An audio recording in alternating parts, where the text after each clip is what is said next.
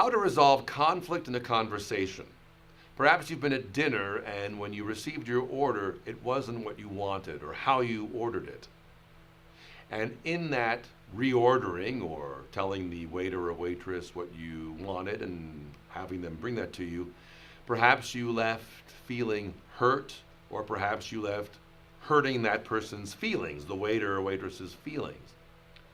What would it be like if you could have that same conversation, walking away feeling that you stood up for what you wanted, but you did so in a caring, empathetic way? In this video, I'll show you how to do just that. Let's get started.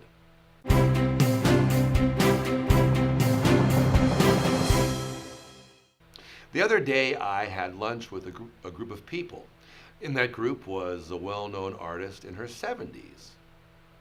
And as we were talking, she talked about in her life when she was very young that she never really stood up for what she believed or what she thought or what she felt.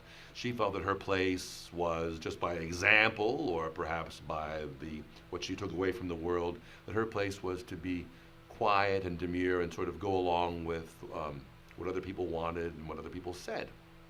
And she said at her age now, it was so nice to realize that she could speak up for what she wanted and do so in a kind, caring, empathetic way.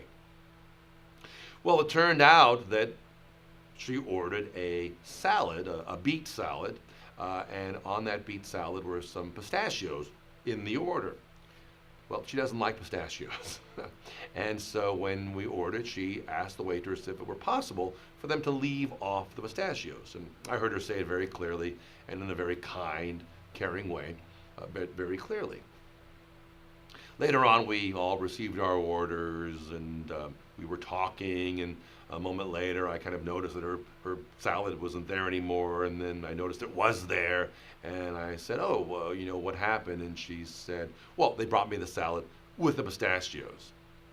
What was interesting was what happened next. She said, really, I can eat pistachios. I just don't like them.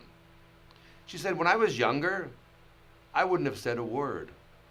I would have just eaten the salad and not liked the pistachios, but maybe pushed them to the side and had that flavor on them still, but I wouldn't have said anything. But I don't do that anymore. I ask for what I want. I stand up for what I believe. What I noticed, though, as she said it, was she did it in a very kind, assertive, caring way. She didn't do it in a way that was offensive, that brought up arguments. She rather took care of her needs and did it by being kind to the other person. So I never heard her reorder her meal. Basically, what she did was, when the order came, she turned quietly to the waitress and said, I'm so sorry. I didn't want these pistachios on this. I made them, perhaps you misheard me or didn't hear me, and would it be possible to have this reordered? So what did she do? First of all, she recognized the situation. It isn't a life or death situation. And oftentimes when we speak out of aggression, we speak because, of course, our anxiety or our fears are suddenly ignited and we feel a certain way. And because of that, we get ruled by our emotions. And rather than speaking in a way that is neutral, we speak out of this anxiety or anger that we're not going to get what we want. So she was aware of that and took a step back. Secondly, I did not notice it, so she spoke in a quiet way. She wasn't loud and aggressive. She didn't make a scene about it, which is her right if she wanted to. Embarrass the waitress, embarrass the rest of the group, perhaps, cause a scene just to feel that her ego was fed. But she didn't do that.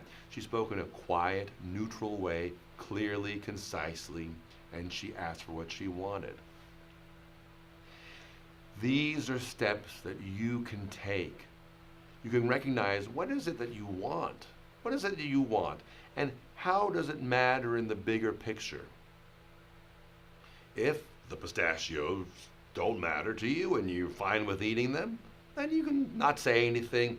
But if you think to yourself, gosh, I could eat them, but I really don't want to, What does it feel like to stand up for yourself and do so in a way that's not confrontational, that's not aggressive, that's not making the other person feel wrong or stupid?